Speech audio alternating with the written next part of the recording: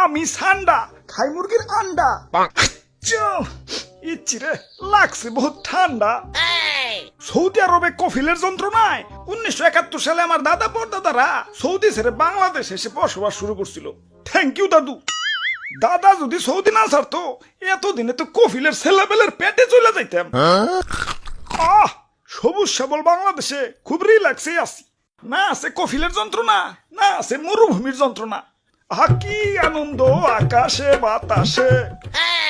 মন্ত্রী, ওই মন্ত্রী, আরে ওই মন্ত্রী। জি জি হুজুর। সারাদিন টিকটক দেখ লইব, রাত সবার কাম করবো কেঠা? তোমার জেঠা?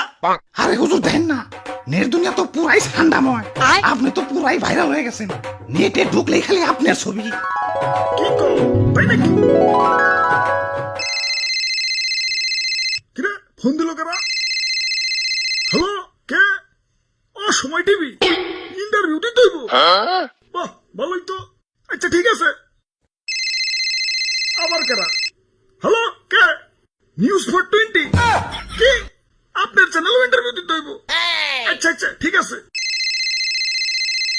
হ্যালো, না না না, ইন্টারভিউ দিতে পারব না, ব্যস্ত আছি।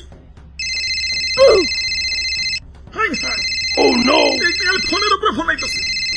ধুর, ভাইরাল হয়ে যন্ত্রণায় আছি। ফোনের পর ফোন। এই বাঙালি নিউজ রিপোর্টার কি খাইয়াতে কোনো কাম নাই। কেউ ভাইরাল হইলি হয়, ওরে নিয়ে নিউজ বানাইতে বানাইতে জগা খিচুড়ি বানাই দেয়। মানুষে পাত দিয়েও সারা পারে না, ওইটাও নিউজ হয়ে যায়। বাবাই খালি নিউজ রিপোর্টাররা না, ইউটিউবাররাও। তাই ভাইরাল হয়ে ভালোই লাগতাছে। নিজেরে পুরো মেগাস্টার ফিল হইতাছে। সাকিব খান রে ফোন দিয়ে ক বরবাদ টুতে যেন আমারে রাখে। আরে হুজুর, খবর কিছু রাখেন। বরবাদ টুতে আপনারা রাখবো, নিশ্চয় রাখবো। তো এই অ্যাক্টর হিসেবে না, খাবার টেবিলের খাবার হিসেবে। হ্যাঁ, দেশে ঠান্ডা ভাইরাল হওয়ার পর থেকে দেশের পাবলিকরাও আমাকে ধরে ধরে খাওয়া শুরু করছে। অনেকে তো ঠান্ডা ভেবে বেচারা ঘুষাবেও ছাড় দিতেছে না, ঘুষাবো খাইতেছে। কও কি সৌদির কফিল কি বাংলাদেশে বললো নাকি? হুজুর, এই মাত্র খবর পাইলাম সুলতান ডাইনে ঠান্ডা বিরিয়ানি চালু করছে। এতক্ষণে কাম হইছে, বংশ তো নির্বংশ হয়ে যাবে।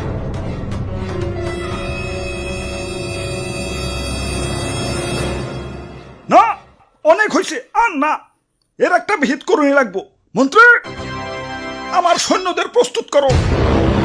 যা যা আছে সব কিছু নিয়ে এয়ারপোর্টে হাজির হও। দেশ ছেড়ে পলাই তুইব।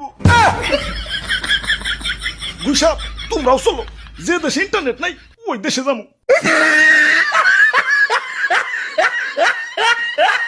দাদু, ওয়েদারটা সুন্দর না? পিকনিক করবার মন চাইতেছে। ওরে বাপুরে, আমি এর মধ্যে নাই।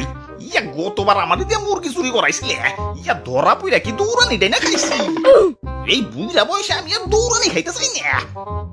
আরে দাদু, এত ব্যাকডেটেড হইলে চলবো? মুরগি দিয়ে পিকনিক করার যুগ এখনো আছে নাকি? ফেসবুক চালাও না নাকি? বুঝছি ভাই, চাচা সান্ডা দিয়ে পিকনিক করবেন তো সেই মজা ভাই।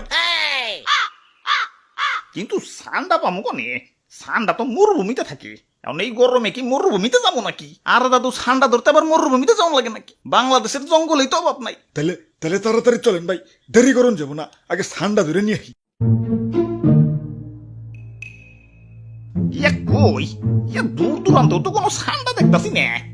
খারাপ, ওই দিকটা একটু দেখে আহি। ধুর, সান্ডার আন্ডাও তো খুঁজে পাইতেছি না।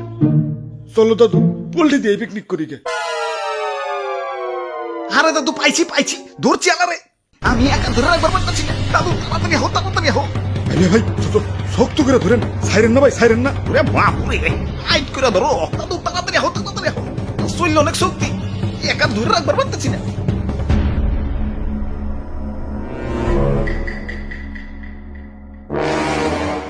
ওরে বাপুরে, ইয়া কেমন জানি দেখা যায়। ইয়া কুমির মনে হইতাছে না? আরে দাদু, কি যে কও, কুমিরে তো ছোট নাকি? হা ঠিকই তো। ওরে বাপুরে, ইয়া কুমির তো ছোট না, কিন্তু কুমিরের বাচ্চা কইলাম ছোটই। কাম হইছে, কুমিরের বাচ্চা যখন আছে, আশেপাশে কুমিরের গার্জেনও আছে। বাবু, গার্জেনটা কিছু করো না, ললিপপ কিনে দিন। আমি যাই, গার্জেন হার আগে এইটা বলি। ভাই গার্জেন হয়ে পড়ছে।